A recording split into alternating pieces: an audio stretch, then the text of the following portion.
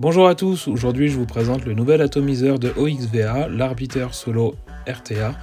Cet atomiseur monocoil est plutôt orienté pour une vape indirecte en MTL ou en semi-restrictif.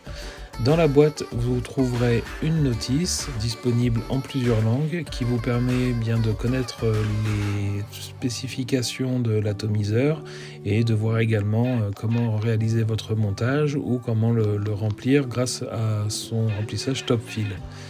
Ensuite, dans la boîte, on trouve un petit sachet avec un lacet de coton et une résistance.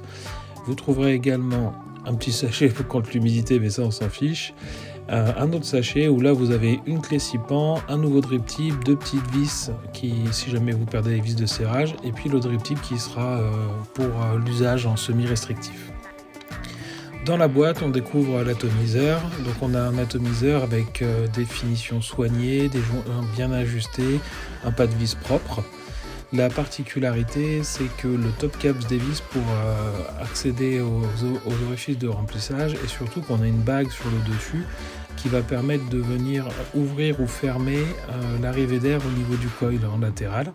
Ensuite, on a une bague d'airflow située en haut, donc ça évitera les fuites, qui est très précise comme vous pouvez le voir. Voilà, là on a un petit trou et on peut le faire tourner pour accéder sur des trous de plus en plus grands. Ou alors, si on est en semi-restrictif, on va faire tourner la bague dans l'autre sens pour afficher tous les trous et une grande ouverture. Quand on dévisse le top cap, on arrive directement sur les trous de remplissage. Donc vous voyez, ils sont bien grands, bien larges, on peut facilement remplir l'atomiseur. Au niveau de la base, on découvre le deck. On a donc un deck monocoil avec un placement des coils horizontaux, du coil horizontal. C'est très facile de le mettre en place, ça conviendra aussi bien aux débutants qu'aux vapoteurs plus expérimentés. On a deux trous pour faire descendre le coton au niveau de la cuve. Ça ne présente aucune difficulté particulière. En un tour de main, le montage est fait. Donc voilà, là j'ai fait le montage, j'ai mis le coton, donc comme vous pouvez le voir, rien ne déborde, c'est propre, ça fonctionne bien, le rodage des coils est fait en amont bien entendu. Une fois qu'on revisse le réservoir et qu'on remplit le jus, on peut enfin profiter de l'atomiseur.